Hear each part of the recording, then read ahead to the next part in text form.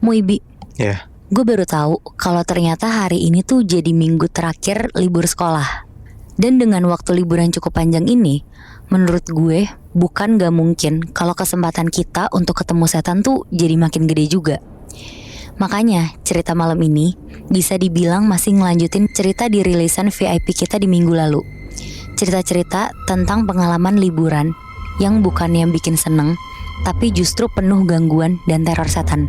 Cerita yang makin ngebuktiin kalau setan tuh emang gak ada liburnya.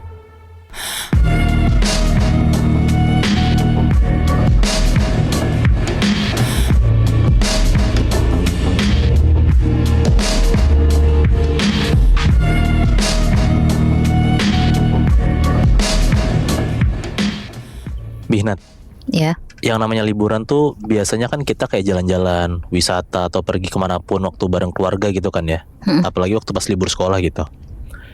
Nah tapi gue juga yakin ada beberapa orang yang lebih senang manfaatin liburannya tuh buat istirahat di rumah, atau minimal ya kayak ke rumah saudaranya lah gitu, iya. ke rumah neneknya, kampung halaman gitu-gitu kan, nggak jalan-jalan lah intinya. Nah hal itu pun juga sama kayak apa yang dialamin sama cowok, sebut aja namanya Kiki. Beberapa tahun lalu tuh kebetulan setelah sekian lama nggak pulang kampung, akhirnya dia pulang kampung tuh ke rumah neneknya di daerah Purworejo, Jawa Tengah. Kiki kesana bukan karena pengen, tapi karena kepepet aja, soalnya rumahnya tuh lagi direnov. Pas banget orang tuanya pun juga ada dinas keluar kota ke Jawa Tengah, makanya sekalian lah tuh ke rumah neneknya ini. Awalnya Kiki pikir liburan ini tuh bakalan bosenin, tapi ternyata jauh dari itu.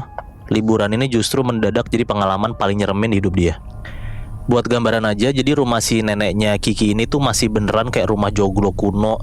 Lengkap banget, ada perabotan kayu berat, dan pokoknya vibes-nya tuh beneran sepi dan emang jauh dari apa-apalah. Di sini Kiki tuh tidur di kamar tamu deket dapur.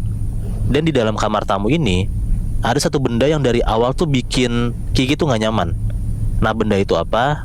Benda itu tuh kayak lemari gede gitu, warnanya hitam legam, terus ada ukiran khas Jawa. Tapi bentukannya tuh terlalu gede buat ukuran sesempit itu, karena kamar tuh rada kecil. Nah terus persis di bagian atasnya itu ada ukiran kepala naga. Kata neneknya Kiki, itu lemari warisan dari Mbah Buyut. Udah puluhan tahun gak kebuka, dan katanya kunci lemarinya pun udah hilang gak tahu kemana. Oke. Nah tapi hampir setiap malam Kiki ini ngerasa kalau ada yang kayak ngeliatin atau merhatiin dia dari dalam lemari. Di beberapa hari awal, bahkan persis pas Kiki mau tidur, sering banget ada kayak suara nafas berat gitu keluar dari arah lemari, Bihnat. Sampai ada suatu siang, pas Kiki ini lagi selonjoran di kasur, tiba-tiba kayak kling gitu, kayak ada suara logam gitu jatuh dari atas lemarinya ke lantai.